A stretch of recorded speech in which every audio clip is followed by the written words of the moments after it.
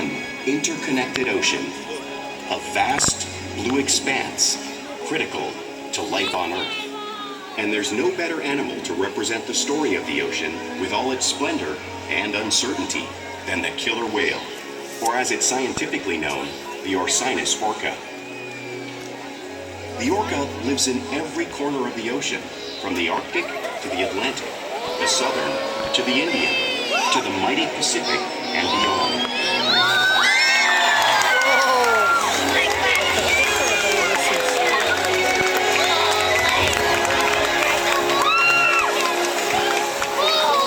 This whale story is the ocean's story, and it is one we all share.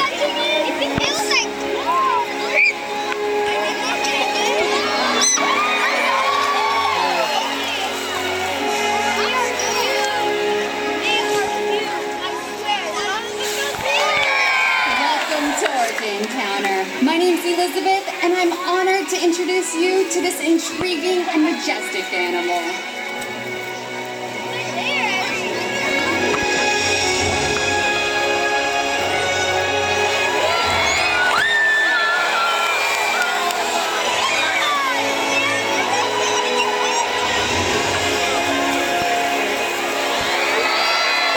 There's nothing like seeing a killer whale up close and learning about them and their natural behaviors.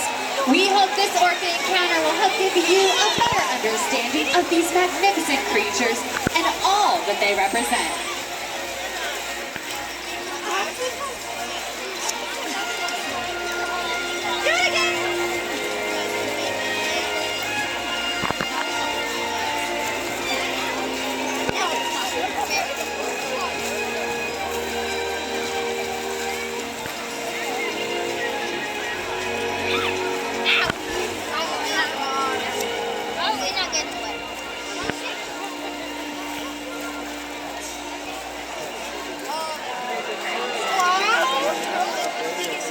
While they are found in every ocean, orcas living off the coast of Iceland are quite different than those near Costa Rica. In fact, there are at least 10 types, or ecotypes, of killer whales.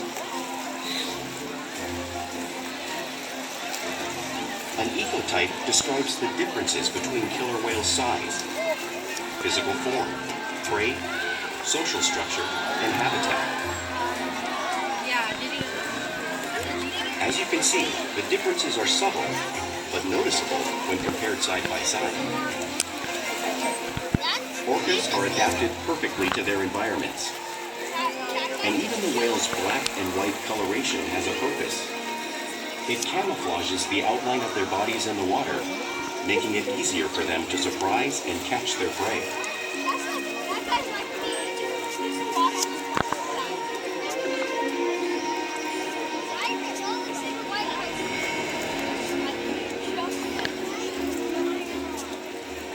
When viewed from above, the black of the whale blends in with the dark depths of the ocean.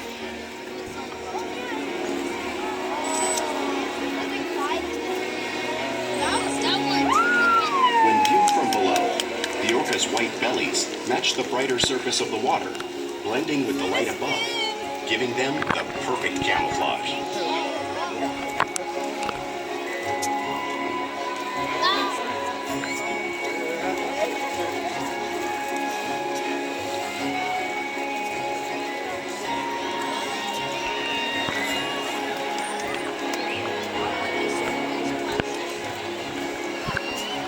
Killer whales really are a natural wonder.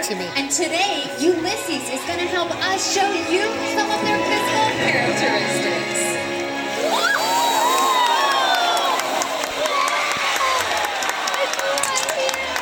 Their whale is perfectly designed for taking a quick breath of air from the surface of the water. Even their eyes work to their advantage. You might think their eye's in that white patch, but that's a visual distraction. Their eye is above the corner of their mouth in the black space, camouflage from thrashing prey. That tall fin on their back is called a dorsal fin. It helps to stabilize them when they swim and regulate their body temperature. Now you may notice that the fin might begin to curve over time. That's because there is no muscle or bone structure inside, unlike the pectoral flippers on either side of their body, which have 5 bony digits inside, just like the human hand. Those pectoral flippers are used mostly for steering and stopping while the orca is swimming. The lobes on either end of their tail are called flukes. This is our killer whale's engine. Orcas can swim up to 30 miles per hour, which is as fast as a speedboat. But they swim the fastest and use the most energy. When they propel their nearly 10,000-pound bodies all the way up and out of the water.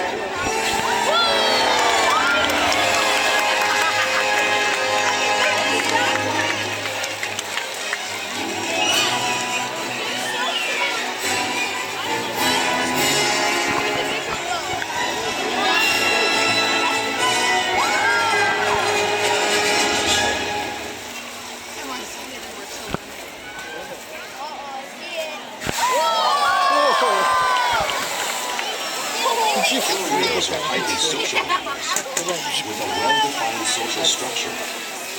An orca pod is always led by a female. Though just half the size of her male counterpart, she is in charge. It's all about attitude, not size. Because they live and work as a group, orcas need to communicate with sounds and body language. Orcas use clicks for echolocation or navigation.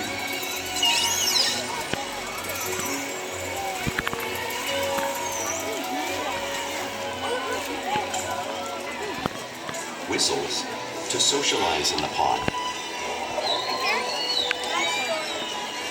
And calls for group coordination and hunting.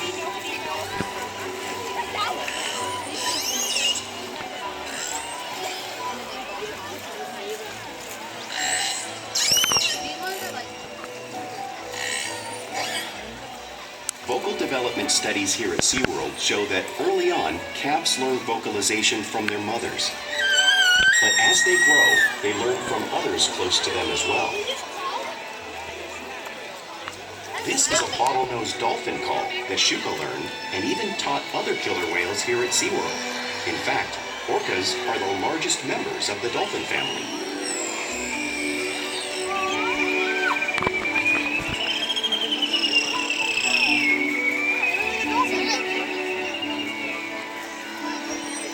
Whales here and in the wild use vocalization to communicate all the time.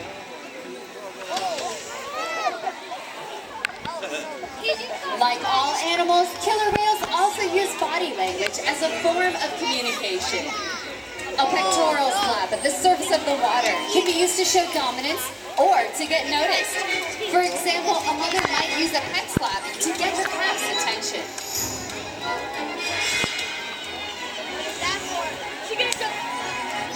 But when they really want to be heard, they breach.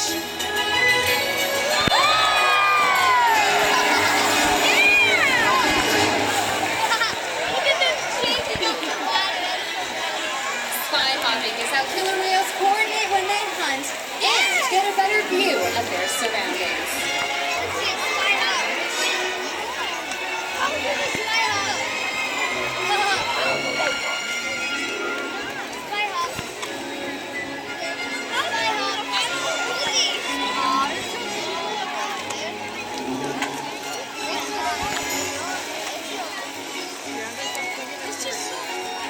Fluke slaps are another form of communication that killer whales use in the wild and here at SeaWorld. Uh-oh. We're gonna get exposed.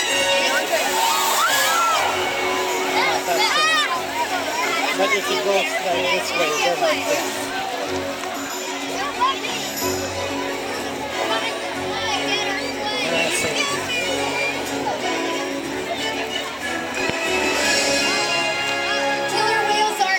Communicators, so it's no wonder that they're the top of the ocean's food chain.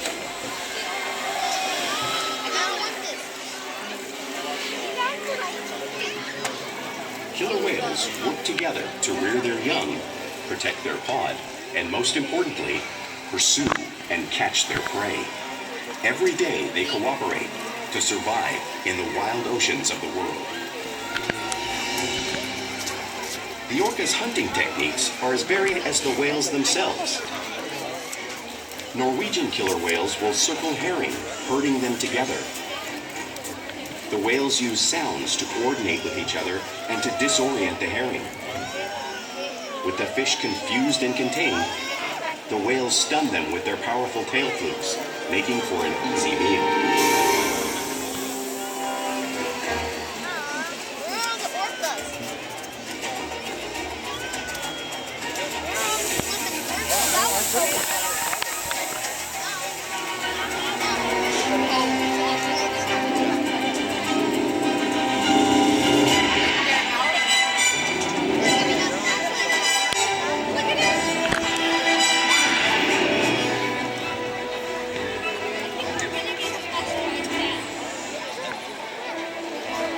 Whales in the southern hemisphere will capture a sea lion by pulling it right off the beach. Watch here at the front of the pool as one of our whales shows you this similar movement and behavior.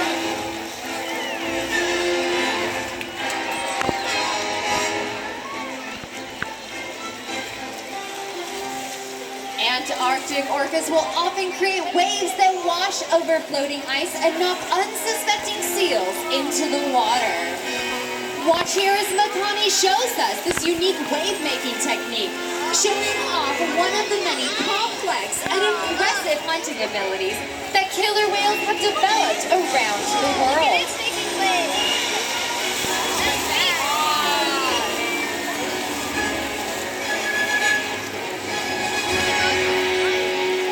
Now you've just seen those waves splashing right in front of you, but it's hard to imagine how much water is actually displaced until you feel it firsthand.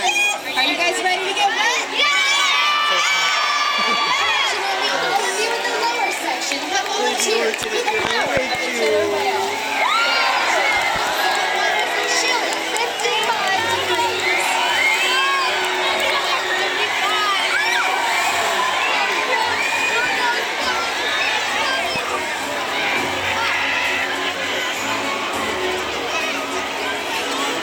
Makani over to the right side of the amphitheater.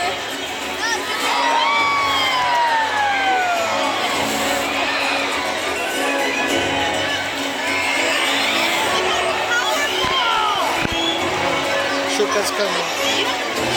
Come here. It's coming. Into the center.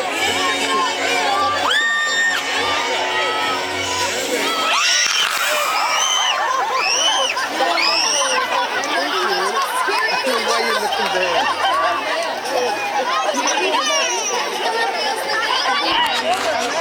So it makes sense that they eat all Keet's coming.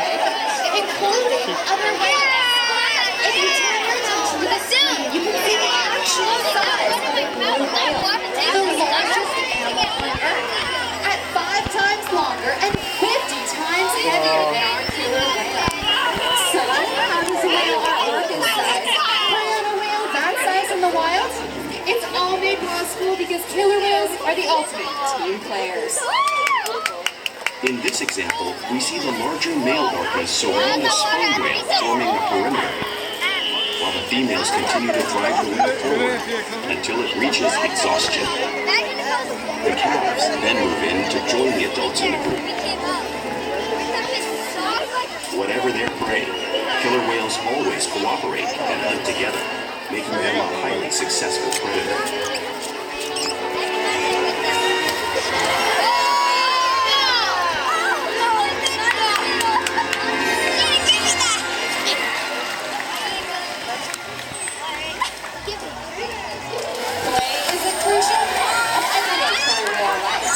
It's how they teach young whales to hunt and how they practice their skills as they grow. Orcas spend lots of time interacting and showing off this playful behavior, both in the wild and, of course, here at SeaWorld.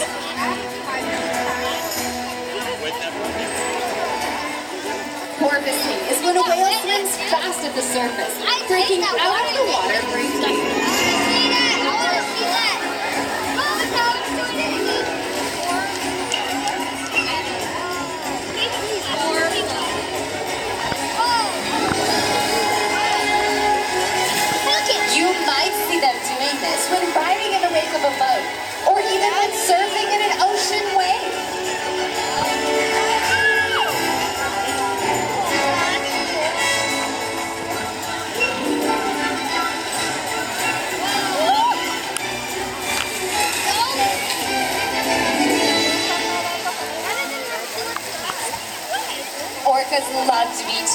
so they'll often rub their bellies along rocks when they can.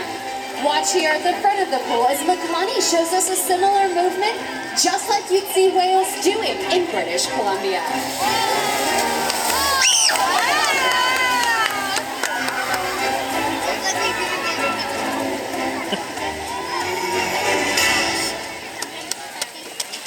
You'll also see whales imitate each other in the wild. We see it here at SeaWorld all the time. The whales are always mimicking and learning from one another.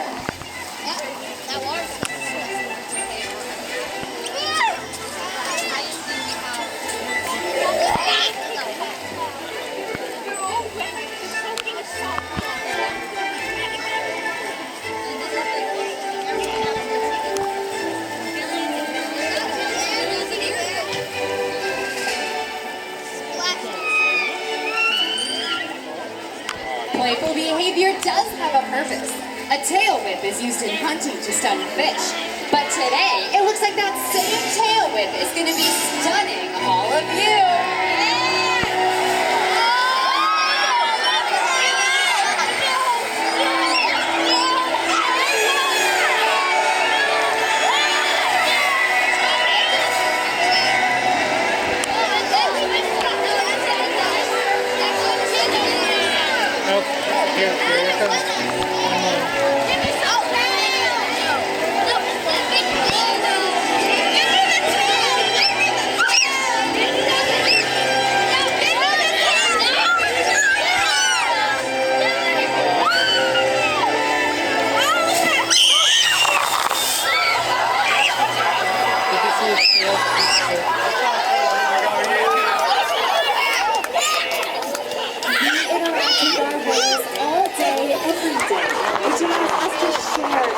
Relationships and to help provide optimal healthcare, research, and quality of life. All the whales here at SeaWorld take part in their own health and well-being. They'll line their bodies up along the wall, which allow us to take ultrasounds, body scans, or even obtain a blood sample from the blood vessel that runs through their fingers.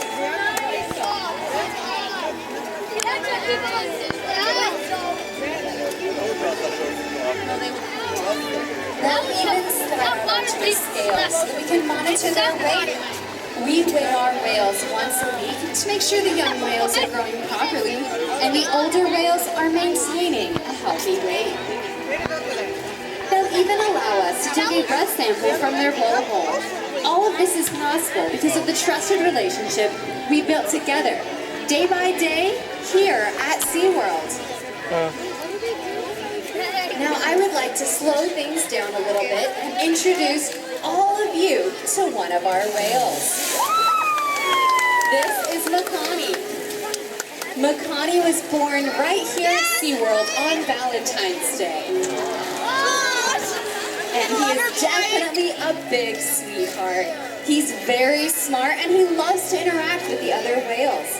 Makani has also participated in a number of research studies which help his wild counterparts. We challenge our whales to learn something new every day to engage and stimulate their minds. Diet, exercise, and of course, play help to keep these whales in great shape.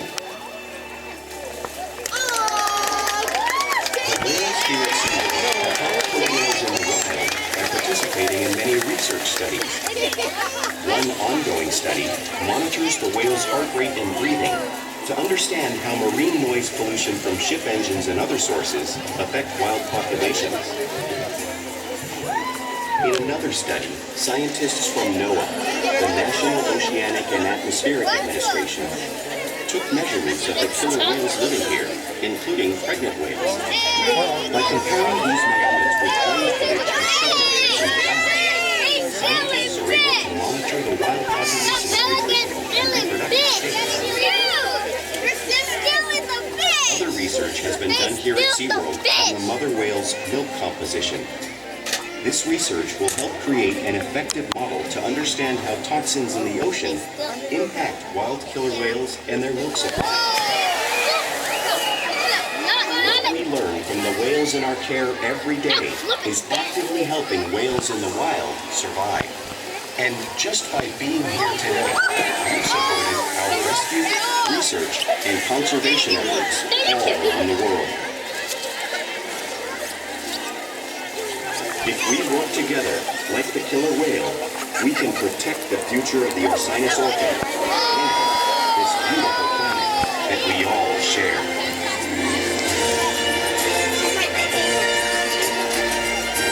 Back